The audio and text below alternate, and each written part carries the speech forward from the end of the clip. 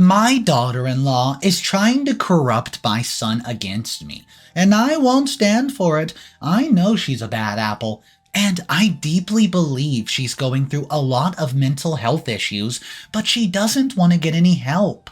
Well, oh boy, do I have a story for you.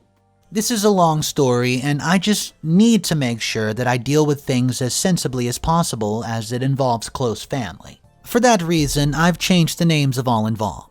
I've been tearing my hair out trying to work out how best to approach the situation that's happening, but I really don't know what to do. I have ideas in my head that rationalize me, and, well, I suppose I'm soft, that I worry that it's the wrong thing to do. So, let's go ahead and get the background out the way. I'm 52, female, and live with my son Ben and his wife Grace. It was never my plan to live with them, but things have played out that way. You see, Ben met Grace on a night out with friends, and it turns out they shared some friends in common. They got to talking, and one thing led to another, as they do. Grace is from a good family, who in my opinion would never approve of my son marrying into their family, as we're not from the, quote, good part of town. I've worked as a barmaid my whole life and brought Ben up as a single parent, which has made me have a very tough outlook on life in general. I guess you would say that we are salt of the earth kind of people. Anyways, Ben and Grace had been dating for around 6 months when her parents were in an awful accident on the freeway. It was a wet night, and when her dad tried to stop to avoid a traffic jam, his brakes failed, and the car left the road, killing him instantly. Grace was obviously devastated, and she had no siblings, and Ben tried to always be there for her no matter what. He helped arrange the funeral and all the overwhelming paperwork that follows a sudden death. Grace was grateful, and in time things carried on, and they got engaged. They were married 3 months ago, and things have been fine in general, but I'm seeing things in Grace that's worrying me. You see, I'm starting to wonder if losing her parents has been too much for the poor girl to handle, or whether there was always issues but the grief had caused them to get much, much worse. Ben is coping with things remarkably well, and he's very understanding when Grace has her moments. He has to work, but I think it may get to the point that he will have to stop working to be at home with Grace. I'm also still working, and so we have to leave Grace at home alone quite a lot, and that may not be able to continue if it becomes unsafe for her. We've tried to talk about it with Grace, but she gets upset and says that there's nothing wrong with her at all. We don't want to push things too far and end up making it worse, and she has already refused to go and see the doctor. She just seems to think that the problem is not as bad as we think it is. I mean, I guess I should lay out the reasons why we're so concerned, and maybe somebody can just give me some advice on what to do. I want to help her and my son. As she's a grown woman, we obviously cannot force her to do anything that she doesn't want to do.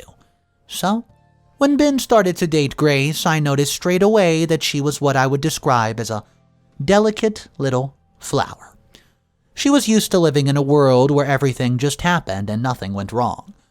Before anyone pulls me up on this, I'm not saying that it's a bad thing, because nobody wants to live a life where they have to fight every day. But that's the reality for some people. And I think it gives people strength that others who come from a life of privilege don't have. For example, Grace has never had to work back-to-back shifts in a grotty bar to pay the rent and put food on the table for her son as I did. I mean, I could see her face the first time Ben brought her to our home that she was uncomfortable just being there, as it was on the wrong side of town. Again, that is not her fault. Grace would always get emotional when she faced conflict or trouble, and she would cry at the drop of a hat. I have to admit, I found that irritating until I got to know her better and realized that it's just how she coped when things were hard, or at least hard for her. I only met her parents a few times before the wedding, and they were very strict and opinionated, and they did not want her to marry Ben.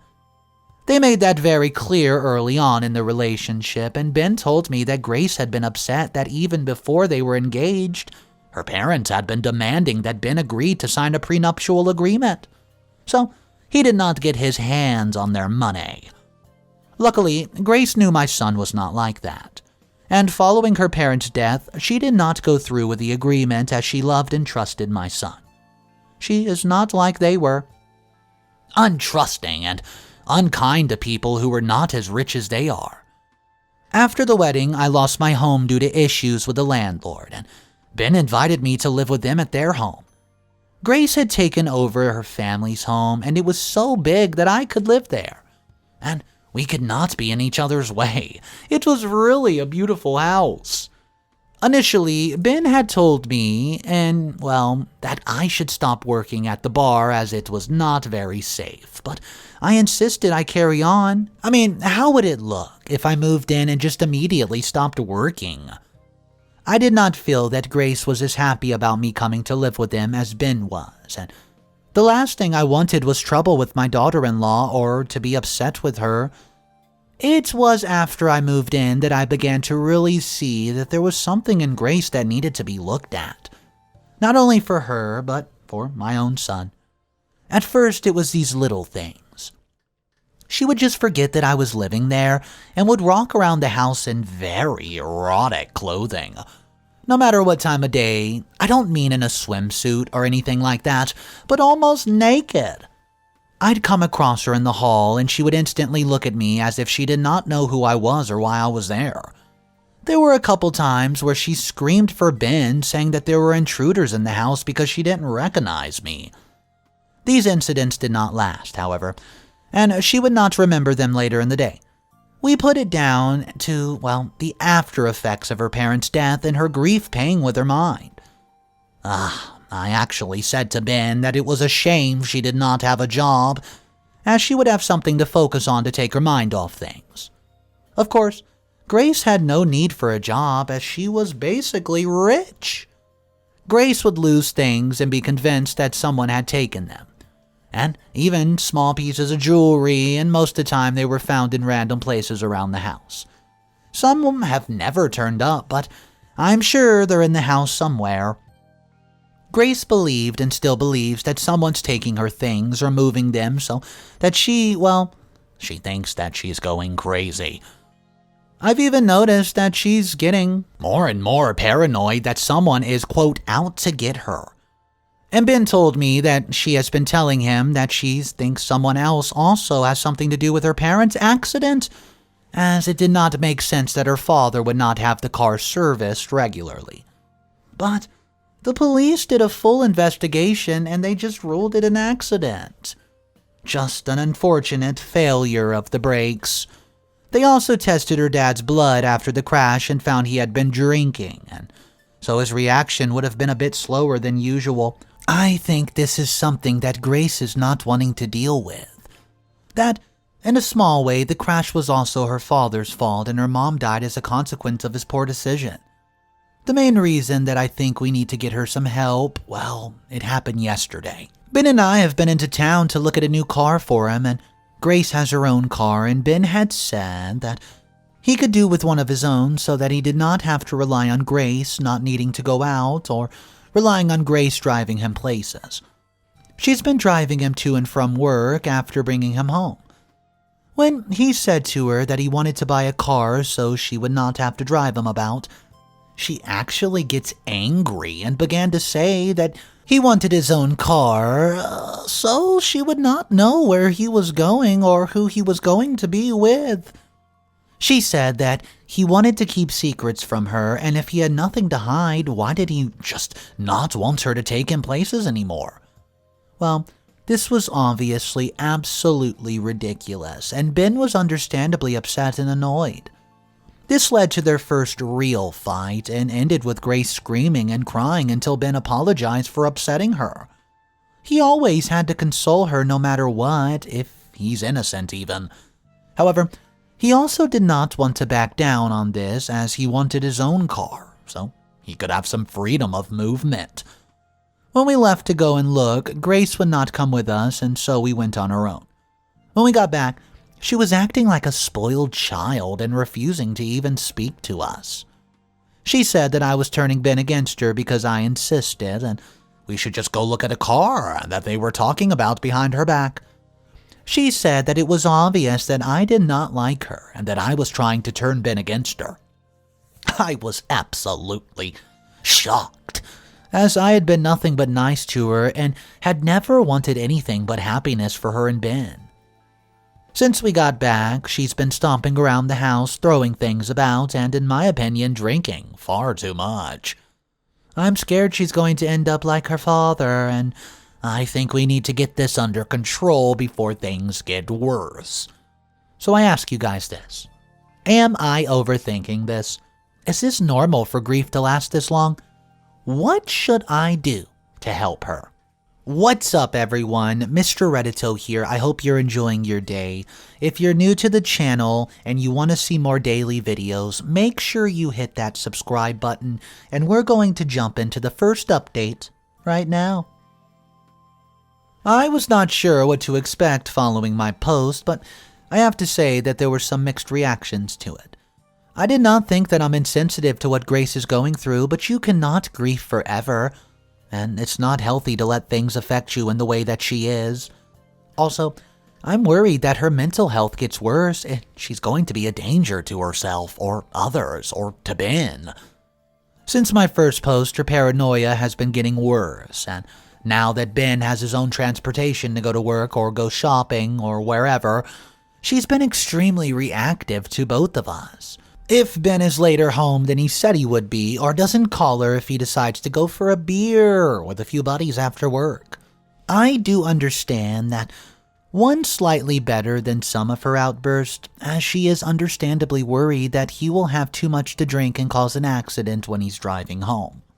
Well, you see, no matter how much we reassure her that there's nothing going on, she just doesn't seem to be getting better. One night, she accused Ben of taking her jewelry to give to another woman from his work, which is unfounded and insulting to my son, who does nothing but love and care for Grace. So they had a fight, and Grace was hitting Ben and herself in anger, and I can just see that he's getting frustrated. I've told him again and again that it is not Grace, but her mind is suffering still from the death of her parents, and she needs help before she does something stupid. It doesn't really help that Grace has a friend called Veronica who does nothing to help her. If anything, Veronica makes things worse, as she tells Grace that how she is behaving is perfectly rational and that there is a, quote, no smoke without fire. I mean, when Grace is worried about my son cheating on her, how is that helping anything? Veronica has never liked Ben. She does not think that he is good enough for Grace. Veronica is married into a rich family as well. Her husband's a lawyer, and so she thinks she's better than everybody else. I really don't like women like her. She also came from a poor background, but seems to think she's better than Ben and me. She met Grace in some society party, and they've been close friends ever since.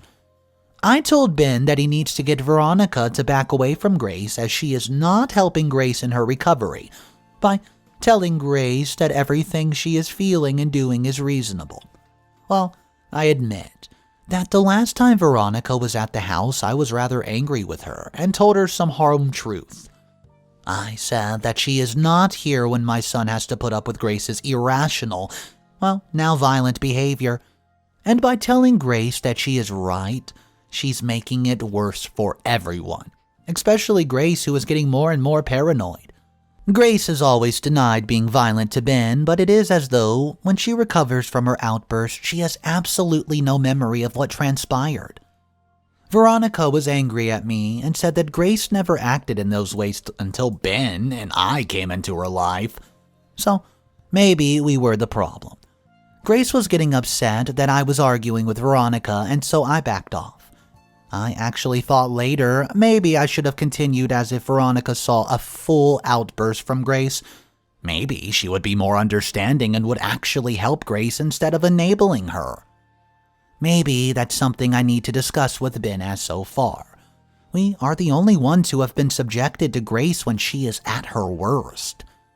Things are getting bad, and on many occasions Grace has been in such a world of her own that we cannot get through to her.